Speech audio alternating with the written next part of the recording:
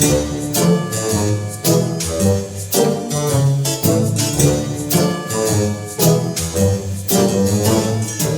gang, welcome back to another video.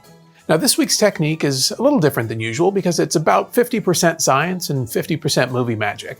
But if you've ever needed to recreate the look of a frosted window pane, you're going to want to stick around. So let's get to it. To get started, I'll grab a microwave-safe container and 1/3 cup of Epsom salt.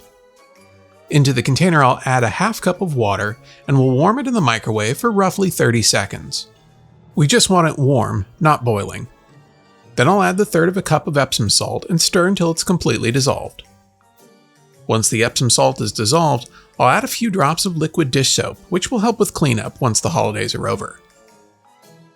With everything mixed, I'll add the liquid into a small spray bottle for easy application. You could also do this with a damp paper towel or a rag, but I found that the spray bottle gave a more even application. With my mixture in hand, I grabbed a small, clean piece of glass and applied the salt mixture.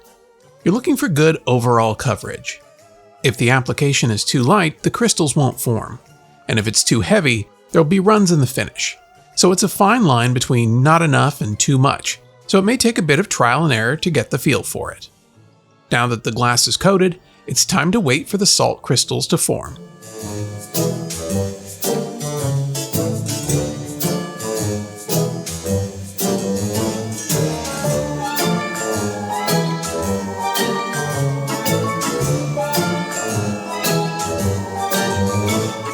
And just like that, frosted glass.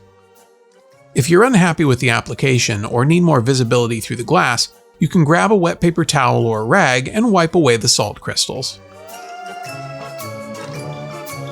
During my trial and error, I found that applying the mixture when the glass was laid flat created more even crystal formations that were more pleasing to the eye. So with my piece of glass cleaned, let's do it again, but this time laying flat. If you needed a more permanent application, take 4 tablespoons of Epsom salt and dissolve it into 1 cup of flat or stale light beer. The beer works as a binder to give the effect a bit more longevity, but can be a bit more work to remove once the season's over.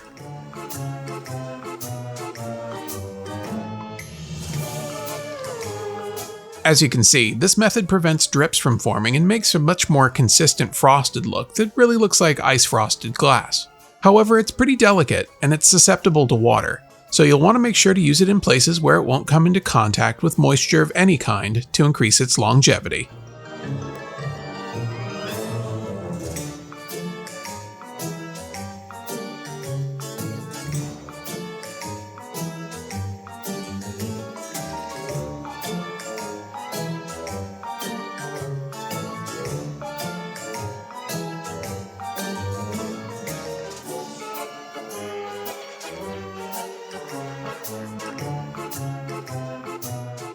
And just as before, it can be modified to create more visibility through the glass with a damp rag.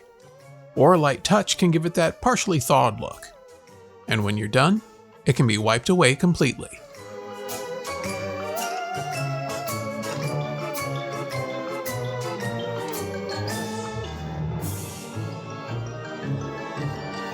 Now, while I know that you could just as easily get the window frosting in a can, something tells me that this approach is probably cheaper and far more realistic. Well, that's going to do it for this one. Be sure to like and subscribe if you haven't already, but most importantly, go make something.